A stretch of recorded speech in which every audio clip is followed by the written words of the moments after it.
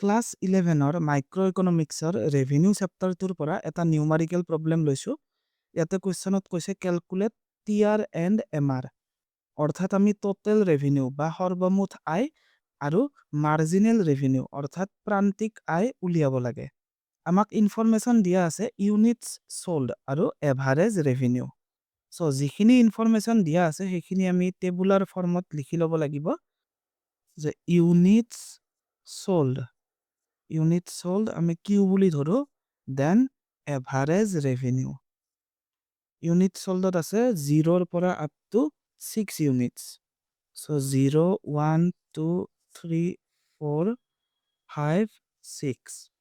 Average revenue দিয়া আছে 0, 25, 23, 21, 19, 18 and 15।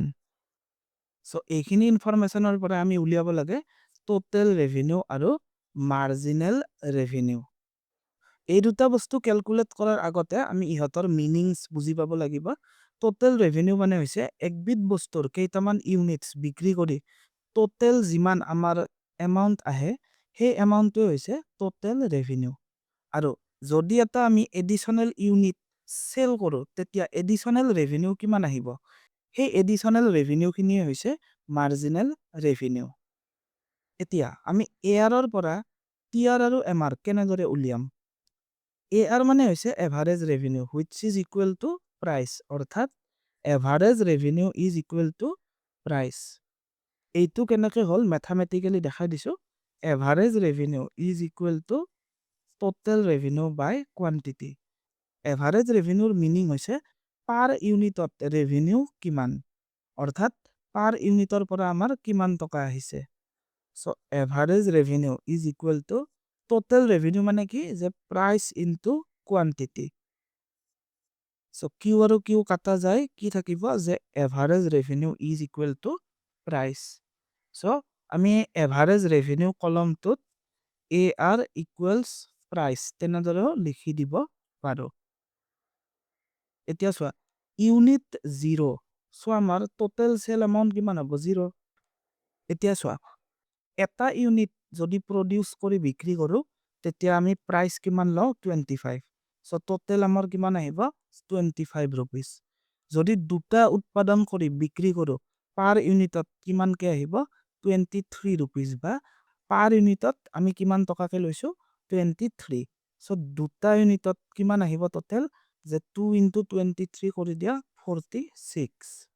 Then তিনিটা ইউনিট বিক্ৰী কৰিলে প্ৰাইচ কিমান লওঁ? 21কে লওঁ। চ' তিনিটা ইউনিটত টোটেল কিমান আহিব? 3 into 21 that is 63। চাৰিটা ইউনিট বিক্ৰী কৰিলে প্ৰাইচ কিমান লওঁ? 19। টোটেল আহিব 4 into 19 76। নেক্সট দুটা কিমান কিমান হ'ব? যে 5 into 18 90, দেন 6 into 15 90।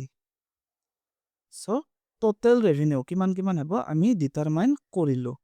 এতিয়া উলিয়াব লাগে মাৰ্জিনেল ৰেভিনিউ। যেতিয়া আমি 0ৰ পৰা এটা ইউনিট প্ৰডিউচ কৰোঁ তেতিয়া আমাৰ টোটেল চেল 0ৰ পৰা 25লৈ বাঢ়ি যায়, অৰ্থাৎ কিমান এমাউণ্ট বাঢ়িল ইয়াতে? 25 ৰুপিজ। দেন এটা ইউনিটত টোটেল আমাৰ কিমান আহে? 25 আৰু দুটাত আহে 46। এটা এক্সট্ৰাকে বিক্ৰী কৰাৰ বাবে ইয়াতে কিমান বাঢ়িল? যে 46 minus 25 কিমান হ'ব? 21। এতিয়া নেক্সট দুটাৰ পৰা যদি আমি তিনিটা প্ৰডিউচ কৰোঁ তেনেহ'লে আমাৰ টোটেল চেলৰ এমাউণ্ট কিমান বাঢ়িব? অৰ্থাৎ 46ৰ লগত কিমান প্লাছ কৰিলে 63 হ'ব? কিমান হ'ব? যে 17 ৰুপিজ। এগেইন তিনিটাৰ পৰা চাৰিটা প্ৰডিউচ কৰিলে টোটেল চেলৰ এমাউণ্ট কিমান বাঢ়ে? ইয়াতে এটা ইউনিট বাঢ়িল আৰু ইয়াতে কিমান এমাউণ্ট বাঢ়িল? যে 76 minus 63 এমাউণ্ট হ'ব 13 ৰুপিজ। এগেইন যেতিয়া চাৰিটাৰ পৰা আমি পাঁচটা প্ৰডিউচ কৰোঁ টোটেল ৰেভিনিউ কিমান বাঢ়ে? যে 14 ৰুপিজ।